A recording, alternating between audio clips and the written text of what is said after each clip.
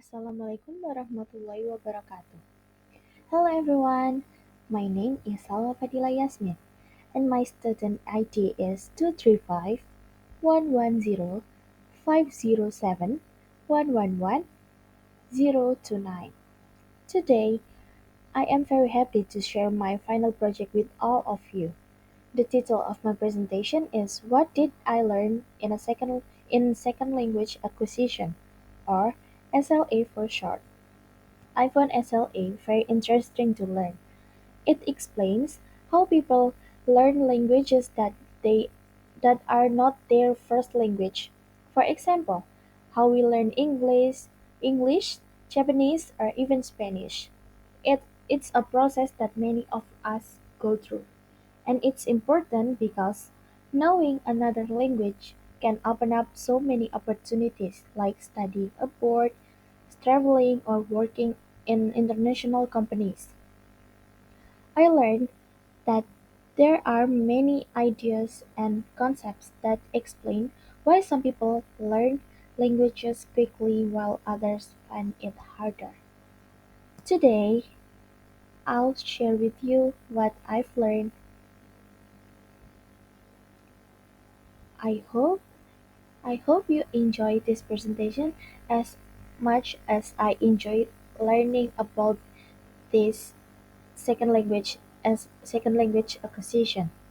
Let's start with the first slide. The first thing I learned is the difference between learning and acquiring language. Learning Learning a language is when you study it on purpose. For example, when you memorize words, practice grammar rules, or take tests in school. This kind of learning is conscious and planned. Planned. You know that you are studying the language. On the other hand, acquiring is acquiring a language is very different. It happens naturally without studying. Think about how babies learn their first language. They, they don't sit down and study grammar. Instead, they hear people talk, and over time, they start to understand and speak. Acquiring a language is subconscious, meaning it happens without effort. The main difference in the main difference is this. Learning is intentional and takes effort, while acquiring happens naturally and often without us realizing it. Both are important, but acquiring is usually better for fluency because it feels more natural. Let's move on to the next slide. Factors affecting the success of SLA. The second thing I learned is that many factors influence how well someone can learn a second language, but three factors stand out the most, like first, age, second, motivation, and third is personality. These factors can affect how fast you learn, how fluent you become, and even how much you enjoy the process. Let's look at each one in more detail. The first factor is age, and it is one of the most important. I learned that children are much better at acquiring a second language than adults. For example, children aged 0 to 7 years old are in what we call a critical period for language learning. During this time, their brains are very flexible and they can easily pick up new words, sounds, and grammar. Children also have tongue that can adapt easily to the pronunciation of a new language. That's why children often sound like a native speaker when they learn a second language. However, as we grow older, our brains go through a process called lateralization. This is when the left and right sides of the brain become specialized for certain tasks. Once this happens, usually after puberty, it becomes harder to learn new sounds and speak like a native. But adults have their own strengths. Adults are better at learning grammar and vocabulary because they can use their experience and knowledge to analyze the rules of a language. Even though adults may not sound like a native speaker, but they can still become fluent and communicate effectively. I think this shows that while age is important, it's never too late to learn a language. The second factor is motivation. Motivation is what pushes us to keep learning, even when it's hard or when we feel like giving up. And there are two kinds of motivation. First, extrinsic motivation, which come from outside reasons like needing to pass an exam, get a job, or move to another country. The second motivation is intrinsic motivation, which comes from inside us. This is when we learn a language because we enjoy it and are interested in the culture. For example, someone might learn Korean because they love K-pop or Korean dramas.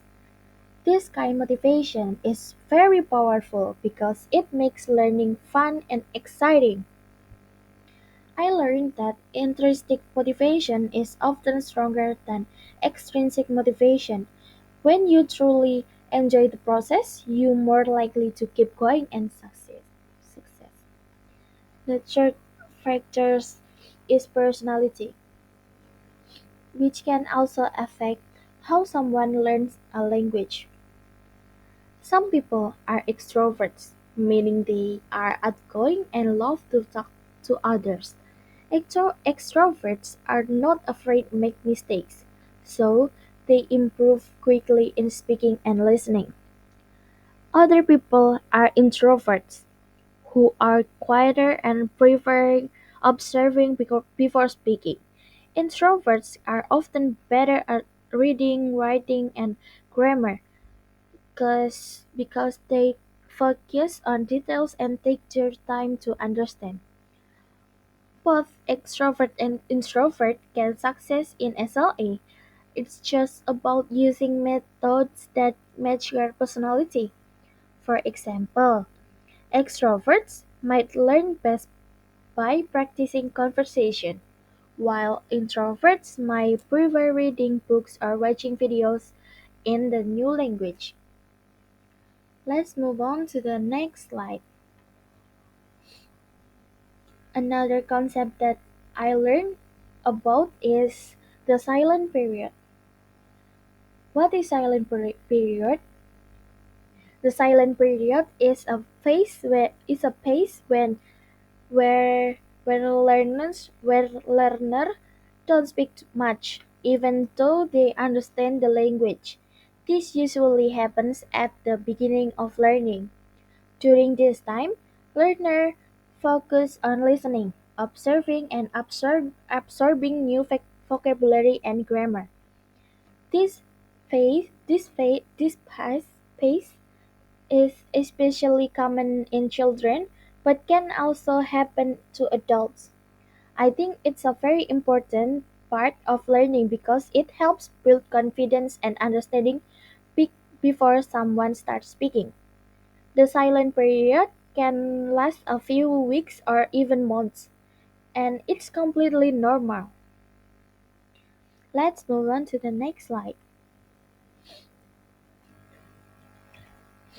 I also learned about some important theories in SLA, especially from Stephen Krashen. Krashen explains that learning works best in low stress environment. If learners feel anxious or pressured, it's harder for them to acquire the languages.